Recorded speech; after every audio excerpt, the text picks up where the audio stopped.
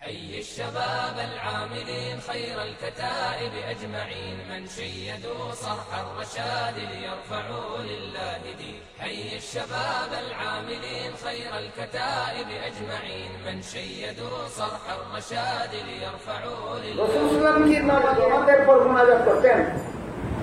আমরা টিভিতে কাবা শরীফের ও মসজিদে নববীর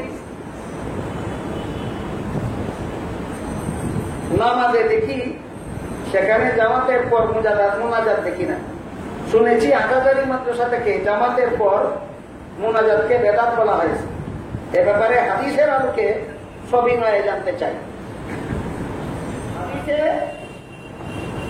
এক হাদিসে উল্লেখ আছে, আল্লাহ রাসূল বলেছেন ফরজ নামাজের পরে মুনাজাত কবুল হয়। ফরজ নামাজের পরে মুনাজাত কবুল হয়। আর এক হাদিসে উল্লেখ আছে, আল্লাহ রাসূল বলেন নামাজের সালাম ফিরাবার পরে হাত উড়াইয়া বান্দা যখন আল্লাহর কাছে কিছু চায়, তখন আল্লাহ তারে বঞ্চিত করতে লজ্জাবোধ করে। আর এক হাদিসে আছে, আল্লাহ রাসূল নামাজের সালাম ফিরাইয়া মুনাজাত করতেন। সবগুলি হাদিসে একত্র করলে প্রমাণ হয় যে ফরজ নামাজের পরে মুনাজাত করার ব্যবস্থা আছে। এখন নামাজের পরে যদি আমি হাদিসের যে দোয়া আছে সেই দোয়া পড়ি, তাহলে আপনার ডানি সুন্নাত। আর নামাজের পরে যদি আমি সমস্ত মুসল্লিরা বিভিন্ন জনের বিভিন্ন দোয়ার দরখাস্ত আছে, একজনের পূজার জন্য দোয়ার দরখাস্ত, একজনের ব্যবসার জন্য দোয়ার দরখাস্ত, একজনের রোগীর চিকিৎসার জন্য দোয়ার দরখাস্ত, এই দোয়া বলি কি হাদিসে আছে? না, জনগণের দরখাস্ত মতে সালাম ফিরে যদি জনগণের দরখাস্ত মতে দোয়া করি, তাহলে আর তুলন সুন্নাত। কথা বলে বুঝলেন পরিষ্কার? কাজেই নামাজের জমাতের পরে যদি কেউ হাত তুলিয়া দোয়া করে, সর্বস্তরের মানুষের মঙ্গলের জন্য দোয়া করে, নিজের ভাষায় নিজের কথা আল্লাহর কাছে ব্যক্ত করে, এখানে হাত তোলা সুন্নাত। কিন্তু শর্ত আছে দুইটা। এই দোয়া নামাজের অংশ নয়, বিশ্বাস করতে হবে। এই দোয়া নামাজের অংশ নয়। 2 নম্বর শর্ত হইল এই দোয়াটা ঐচ্ছিক, বাধ্যতামূলক নয়। একজনের ইচ্ছা হইলে করব, একজনের ইচ্ছা না হইলে না করব। এই 2 শর্তে নামাজের জমাতের পরে হাত উঠাইয়া দোয়া করলে সব হবে।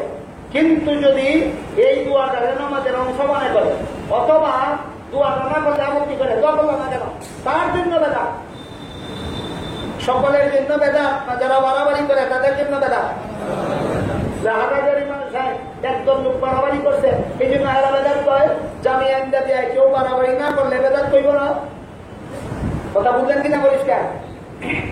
হাজারি মাদ্রাসায় যদি কেউ এই মুনাজাত নিয়ে বাড়াবাড়ি করে দেখে, তাহলে তারা বেদাত কইবে। এই দিন তাদের প্রতি শরীয়তের নির্দেশ। কিশোরগঞ্জের শহীদি মসজিদে যদি কেউ মুনাজাত নিয়ে বাড়াবাড়ি না করে, ওনারা বেদাত করবেন না, ওনারা করবেন এটাই শরীয়তের বিধান। অনেকের দোয়ার দরখাস্ত আছে, প্রত্যেকের যাদের দোয়ার দরখাস্ত আছে মনে মনে রাখবেন, শুধু দোয়া করবেন, শুধু আপনারা আমি না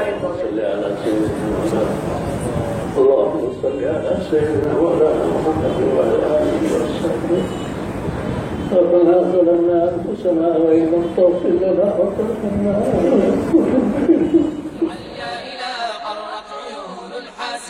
والله جل يمدكم بالعون والنصر المبين. والله جل يمدكم بالعون والنصر المبين. والله جل يمدكم بالعون والنصر المبين. حي الشباب حي الشباب حي الشباب العاملين.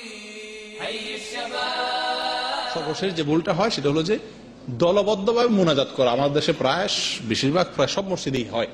নামাজের পরে ইমাম সাহেব হাত উঠান, সাথে সবাই কি করেন? মুনাজাত করেন।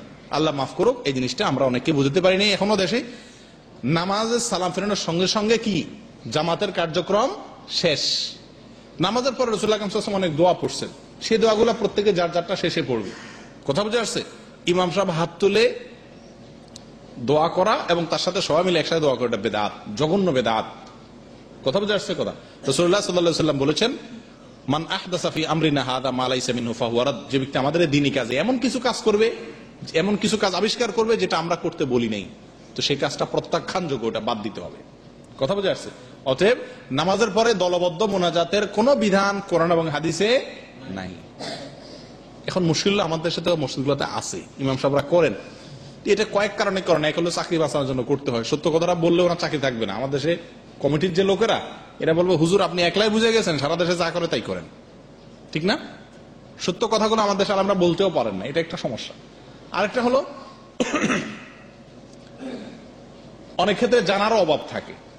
আপনি যদি কোন ইমামকে, বেশিরভাগ ইমামকে আলাদা ডেকে বলেন যে হুজুর রাসূল সাল্লাল্লাহু আলাইহি সাল্লাম সারা জীবন ইমামতি করে নামাজ পড়াইছেন এবং ওনার নামাজ কিভাবে কখন পড়াইছেন সব কথাগুলা হাদিসের বইতে চলে আসছে। উনি কি জীবনে একবারও নামাজের পরে সাহাবীদের দিকে ফিরে বা যে অবস্থা আছে সে অবস্থায় বসে ইনি আল্লাহুম্মা বলে হাত তুলছেন, সাহাবীদের সাথে হাত তুলছেন, এরকম কোন কথা হাদিসের কোন বইতে পাওয়া যায় কিনা? যদি পাওয়া যায় আমার সেই কোথায় পাওয়া যায় একটু লেখা দিয়েন, বাস এভাবে বলবেন আদবের সাথে। আপনি নাই এটা বলতে যাবেন না, বলবে আপনি কি জানেন মিয়া কয়টা পড়ছেন? হ্যাঁ, আপনি যে বলেন যে নাই, বলবে মিয়া আপনি কয়টা পড়ছেন? আপনি বলবেন হুজুর এই কিছু মৌলবী সাহেব গজাইছে আজকাল, এরা তো বলে যে নাই, আপনি আমার একটা দলিল দেন আমি এদের ধরব, কোথায় আছে? আসলে তো কোথাও নাই। তো ইমাম সাহেব যদি চালাক হয় তো দেখবেন এরপর থেকে আপনারা দেখলে কি আরেক দরজা দিয়ে বাইরে হয়, কারণ নাই তো। আমার কথা বলছেন? সূরা ফাতিহা নামাজের পরে দলবদ্ধভাবে মুনাজাত জঘন্য একটা বেদাত। আমাদের সমাজে সবচেয়ে বেশি প্রচলিত যে বেদাতটি সেটা হলো এটা, অর্থাৎ অন্য কোন বেদাত এতটা প্রচলিত না, এটা সমস্ত মসজিদগুলোতে আছে, দুই একটা মসজিদ বাদে। অতএব আল্লাহ তাআলা আমাদের সকলকে বেদাত থেকে হেফাজত করেন। যদি আপনি ইমাম তো না, আপনি তো আর মুনাজাত করে পড়াচ্ছেন না, যদি কোন ইমাম সাহেব দলবদ্ধ মুনাজাত করেন আপনি কি করবেন? আপনি তার সাথে মুনাজাত করবেন না। সালাম ফেরানোর পরে আসসালামু আলাইকুম ওয়া রাহমাতুল্লাহ, আসসালামু আলাইকুম ওয়া রাহমাতুল্লাহ, নামাজ শেষ হলো তো, এরপরে অনেক দোয়া আছে রাসূল আকরাম সাল্লাল্লাহু আলাইহি ওয়াসাল্লাম শিখাইছেন, এই দোয়াগুলো পড়বেন, এগুলো মুখস্থ করবেন। কথা বুঝে আসছে? এই দোয়ার বইগুলো ছোট্ট একটা আকারে আছে 4-5 পৃষ্ঠায়, আমি ইনশাআল্লাহ শেখের কাছে পৌঁছায় দেবো। পর্যাপ্ত আপনাদের আশা করি 50-60 কপি বা 100 কপি দিলে সবাই পেয়ে যাবেন না? আজকে মনে নেই, আজকে নিয়ে আসতাম, আমি ইনশাআল্লাহ শেখের কাছে পৌঁছায় দেবো। এটা আপনারা সবাই নেবেন এবং দোয়াগুলো মুখস্থ করবেন। ওই সালাম ফেরানোর পরে এই দোয়াগুলো পড়বেন। যদি মুনাজাত ইমাম সাহেব করে আপনি করবেন না, না করলে পাশ থেকে গুতা খাবেন অবশ্য। মুনাজাত না করলে পাশ থেকে কি করে ঠেলা দিবে আঙ্গুল দিয়া, ওই বেটাতে মুনাজাত ধরছে না এমনি করে ঠেলা দিবে। মানে কি মনে করবে যে আপনার হয়তো মনে নাই, এই জন্য আপনারা হয়তো উঠাইতে বলবে। বুঝে আসছে কথা? আবার ইমাম সাহেব নামাইলে সাথে সাথে নামাই ফেলতে হবে, না নামাইলে আবার সেটাও কি গুতা মারে শেষ, মানে ইমাম সাহেব শেষ। মূর্খতা এগুলা না জানা কারণে হয়ে থাকে। আল্লাহ আমাদেরকে হেফাজত করেন। কোরআন হাদিস আল্লাহ তাআলা আমাদের সকলকে শেখার তৌফিক দান করেন। সহিহ এবং সঠিকভাবে আল্লাহ তাআলা আমাদেরকে জামাতে নামাজ পড়ার তৌফিক দান করেন। سيروا إلى العليا إلى قرت عيون الحاسدين والله جل يمدكم بالعون والنصر المبين والله جل يمدكم بالعون والنصر المبين والله جل يمدكم بالعون والنصر المبين.